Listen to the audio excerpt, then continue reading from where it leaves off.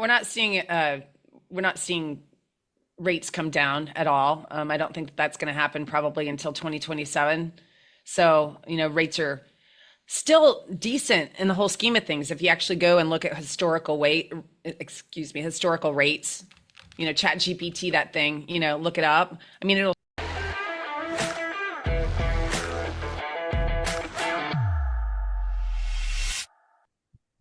Hey there, everyone. Jamie with Sell for 1%, Who? joined as usual by the gang, head broker Dave Barlow and Jason Barlow. And we have Jody Vermillion at Roo-Off Mortgage here with us today to talk about interest rate. It's July 23rd, 2025. 2026, but that's all right. Oh boy. Shoo! Doesn't time fly? And Vermillion lending at Roo-Off. Yes. You don't have your big VL hat on today. VLT. Where's that VL? There she, there she goes. The old switcheroo. All right. Now we're ready. Now we're ready. Uh-huh. Looking Yeah, better. Much Jody better. Vermillion with Roo-Off Mortgage. 26 years in the business. My office is located in Hilliard. I live in Dublin, and I know a lot about lending. And she heads over to the northwest end of Columbus for dinner most nights. Sometimes. If I work late, we're not cooking. What if you don't even work late? Depends on my day. Have to be careful.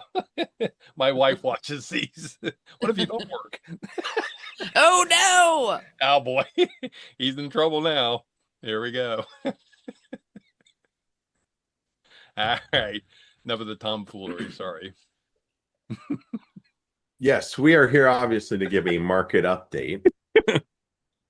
Thank you, Jamie, for getting us back on the rails. Mr. Yes. Serious. Yes. So, war in Iran, peace in the Middle East. Don't really know which way it's going here. Is it affecting interest rates? What are you seeing out there, Jody? We're not seeing rates come down at all. I don't think that's going to happen probably until 2027. So, rates are still decent in the whole scheme of things. If you actually go and look at historical rates, chat GPT, that thing, look it up. I mean, it'll show you. I mean, when I bought my first home, it was like around 6%. I mean, we're like around 6.25, 6.5 right now. I mean, you can buy down a rate and that sort of thing as well. But it's still a great time to buy. I mean, there's a lot of listings on the market. How many are listed at this time? Over 500? 5,936. That's better than it's been in a long time. So lots of opportunity, I would say. And how do you feel that the pricing on homes are in Central Ohio at this time? Terrible. Don't ask The worst Jason I've ever that. seen. Yeah, depends on most of my sellers are crazy. No, I'm kidding. I mean, right now, Jody, like the median days on market's around 35. The average is up around 70. We were trending a little bit higher. It's coming back down. And so some of these are priced aggressively and they sell in 1, 2 days. Some of them are overpriced and they sell in 70 days, and that's where you get that 35-day median. Mm-hmm. So, for the most part, I think things are pretty healthy right now. Like in 6,000 houses, we sell what, Dad, around 3,000 a month, 2,800 a month, 3,200. Yeah. So I mean, you got 2 months supply. So it's still a seller's market, but not like it was during COVID when you Mm-hmm. had 1,000 houses for sale and everything sold in 2 hours. Yeah, I think it's part of the strategy that I coach my buyers. You got to be working with people that actually know what they're doing. So if you have a property, let's say they need, closing costs from the seller, let's say they're doing down payment assistance, that kind of thing. And we need to be looking at homes that have time on market. So that's one of the coaching things is like, okay, we're going to go in and lowball an offer. I'm like, well, that's not going to happen here, but this is what you need to do. This is what you need to look for, time on market with a property. So it's not such a bad thing. No, I think it's nice and healthy right now. I think this is way better than what it was when it was, like I said, like 1,000 houses for sale. Oh gosh, The, yeah. the bidding wars were a little bit nuts, and it was great to be a realtor then. I mean, every seller thought I was a genius, but I sold the house in like 2.5 hours.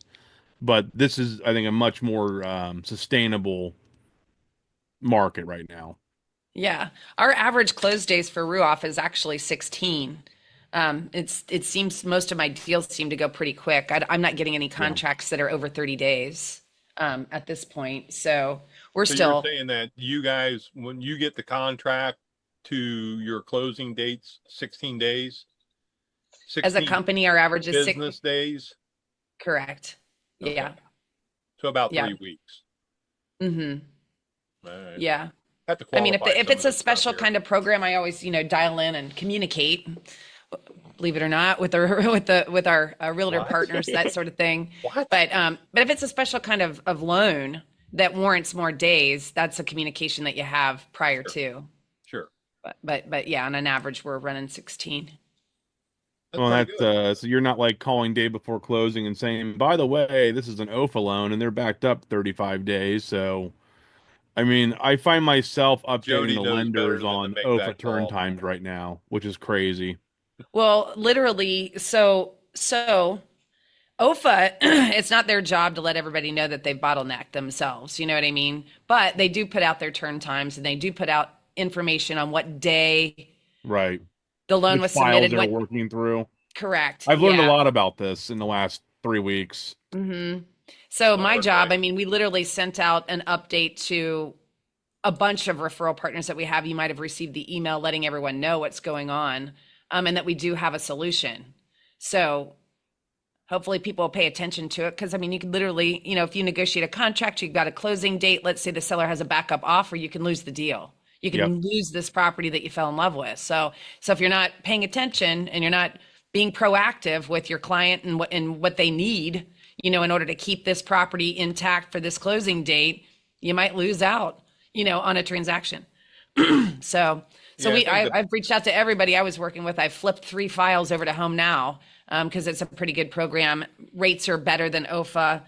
You can stretch the debt ratio. It's 5% instead of 3.5% for an FHA loan. So that kind of opportunity to present it to be like, well, you're probably going to refinance in the next year or two anyway, do a conventional loan and try to get rid of your mortgage insurance anyway. So it's a good alternative. And that's an internal product with Roo-Off. It is. Yeah. Can't get I mean, it it's a anywhere regular else. FHA loan. It just comes with a second. Well, and that's it- the standard OFA is the Well, second. it doesn't have the thing it doesn't have. OFA, like I said earlier, but we weren't. So OFA has limitations. So you have to keep the Right. property for 7 years or pay the money back.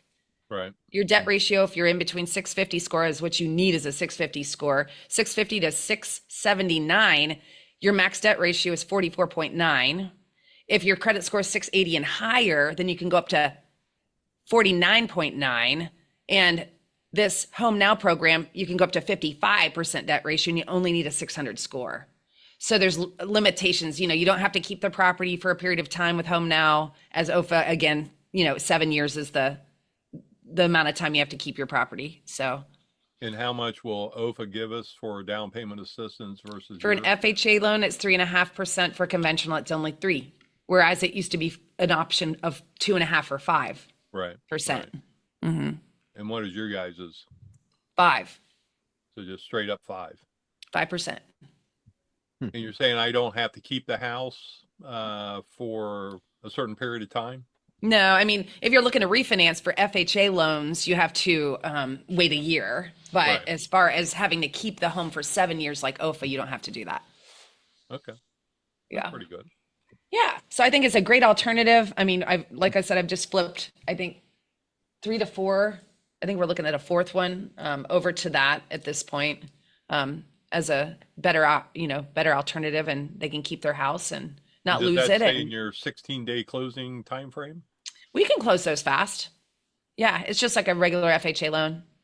Okay. So yeah, there's nothing crazy. It's not the additional 35 days that OFA's tacking on now? Oh, no.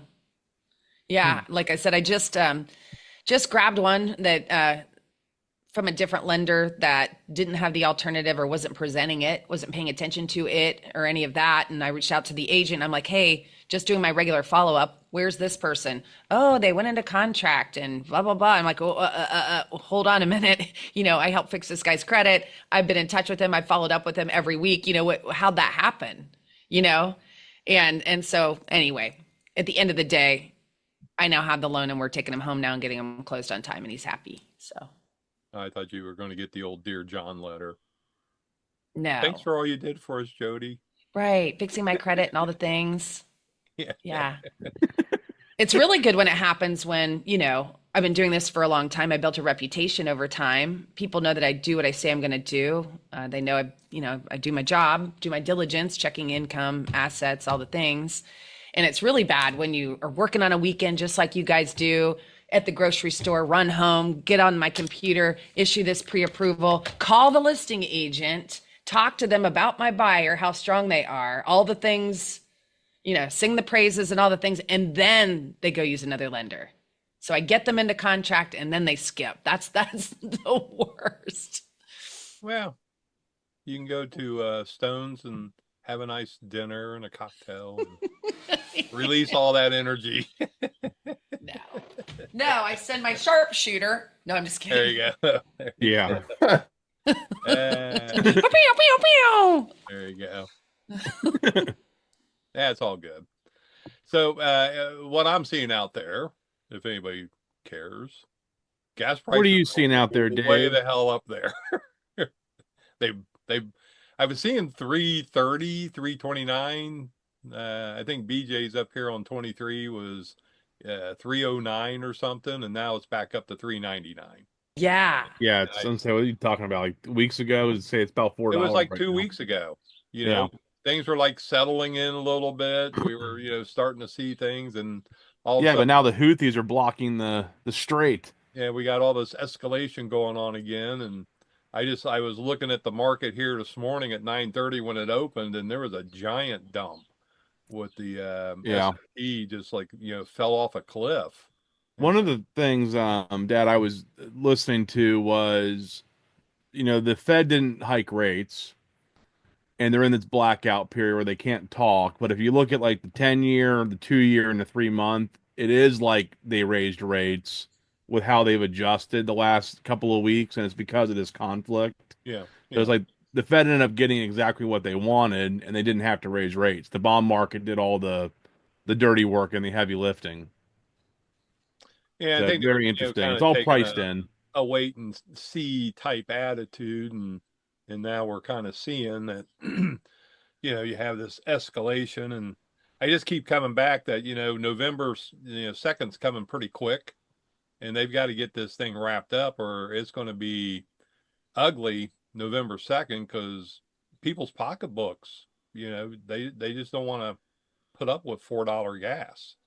Mm-hmm. So, that was one of the reasons Trump got into office, because you were paying $5 gas. So we'll see. But my barometer is always looking at those gas prices, and especially I've got to fill up about every other day, and so when you see a tank of gas go from 60 to 90, that's a big difference. And a lot of people out there that they take their discretionary income out of their pocket, and we've talked about this before in the past, but for the most part, the United States is kind of fat and happy. But when you start dipping into their McDonald's money, then it's Katie bar the door. So, and I think that's what you're kind of seeing. But we're seeing a lot. We stay in front of our past close database too, and try to take their temperature from time to time. And we do have a lot of cash out refinance folks too, that inflation has really taken a toll on their finances, and they've had to, and even look at car loans. I'm seeing car loans that are like $750, $850 a month for a car. It's crazy. It's insane. And it's like, well, take a car loan, a few credit cards, some student loans, and all the things. I've got people tapping into their equity to pay off this blended debt that they've got, because they could save $800 a month by just refinancing and cashing out. Yeah, that's one thing that I dealt with when my car got totaled, and then I had to I went from having no car payment, trying to get 1 million miles on my Honda, to then, boom, like you said, it's like a 780 payments. Like, I feel like I should be driving a much nicer car for 780 a month. Right. That used to be a Mercedes. Yeah, like what the hell? My dad, and I see it now that I'm getting older, used to talk about the price of that car was more than I paid for my first house. And then, now I'm starting to see the price of that car is more than what I paid for my first house. Jay, your first condo was what, 70 something thousand? Got a foreclosure for 80 grand. 80 grand. Yep. And so, in your car, what was your house payment? My house payment, I was thinking about it the other day, my house payment was like 650, but then I had condo fees on top of that. Right. But I mean, my first car was, $500. I used to roll up to Watterson High School, my $500 Ford Contour, my subwoofer, and my PA system, and park in the trees because I was late for class. And like my car payments are more than my car. Yeah. Like, Yeah. wow, Well, but I've really made it. I've really become somebody. your car payment now is more than what you were paying for your first condo. Yep. Yeah. And You know, that wasn't all that long ago because you're not that old. no, the best part about the condo too was free water bills.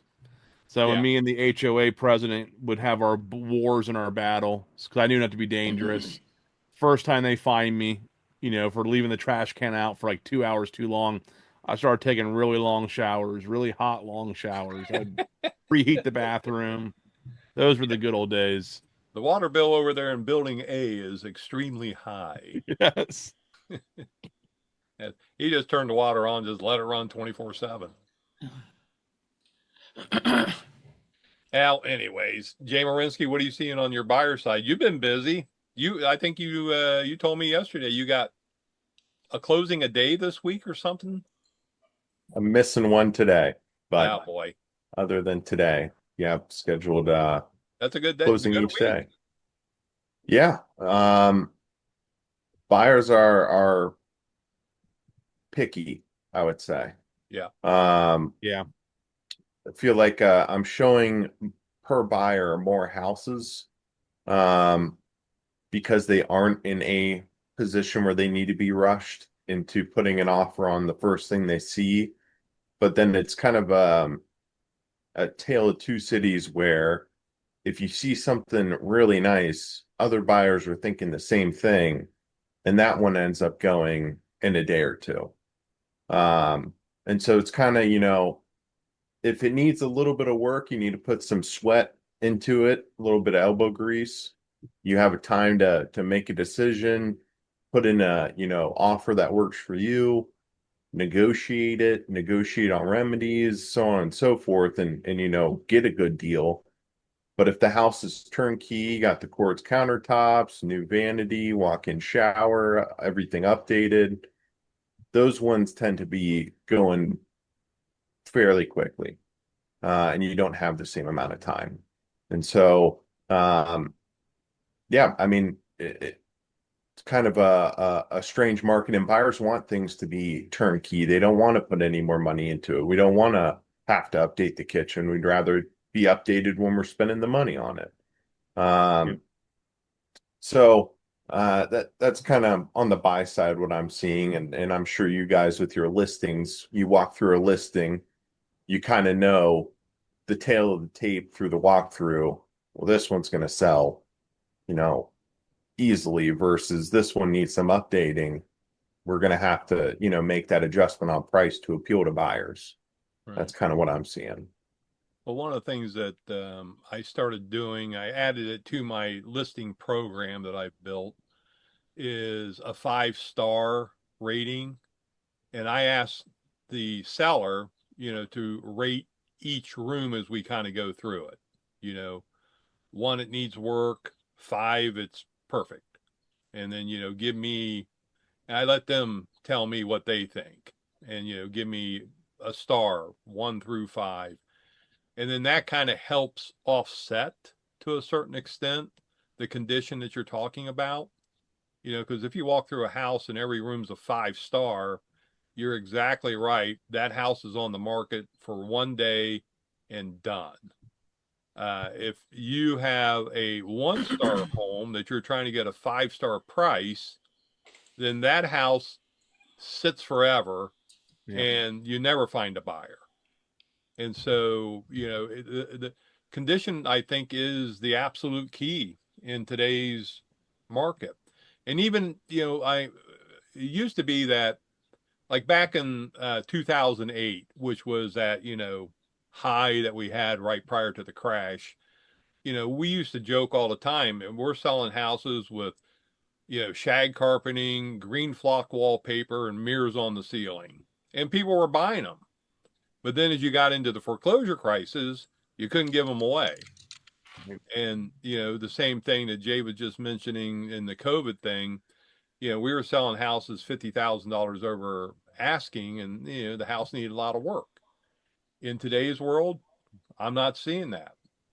Like you said, Jamie, buyers want the house to be pretty much move-in condition. They don't want to have to mess with things. So Yep. And they don't buy on spreadsheets. They don't buy on, they buy on emotion. They walk in, they either feel it or they don't. During the foreclosure days, there was like 50,000 houses listed that year in Columbus. I think we had, like 18, was it? I mean, it was some crazy number, like 13, 14, 15,000 houses listed at the same time. I mean, it was way up there. Yeah. And then during COVID, we got down to less than 700 houses. Yeah, we were available for sale. So, and I think you're right, Jay. Now we're about 5,000, 5,500. It's more what the market should be. It's still a seller's market because, 3 month supply is considered to be balanced. We're at 2 month supply. So there's still some room to go before it shifts back. I guess I'm holding on to dear life. What was the time frame of our dollar bet on 6,000 listings? I think it was just sometime this year. We had to check your notes. Yeah. I'm going to break through, it looks like, unless something crazy happens. I'll have to have AI go back and interpret all the transcripts to see. You should really use your own brain and not rely so much on ChatGPT, Dad. You're forgetting how to think. Yeah. I'm doing that naturally. With age, that happens. I'm taking all kinds of omega-3, trying to catch back up. All right. Is that it? You guys done? Jim Morunsky, take us home, buddy. I really like your wrap ups. I know you. Oh my gosh! You guys, let Jody wrap it up. Let's see what she's got. Wrap it up.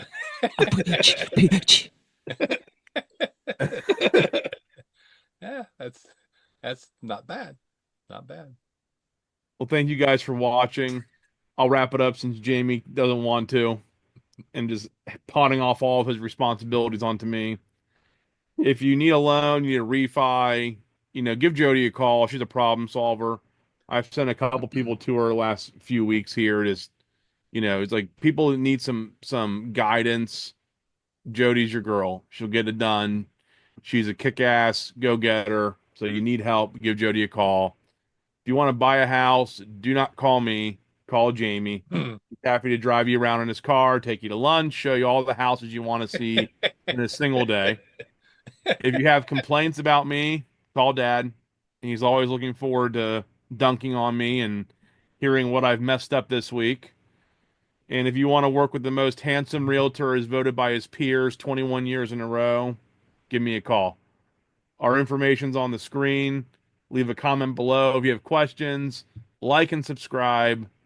Thanks again, and we'll see you next week when the Houthis have blocked the Strait of Hormuz and interest rates are 7.8%. We'll see you then. Oh, boy. I have to get that out of the transcription.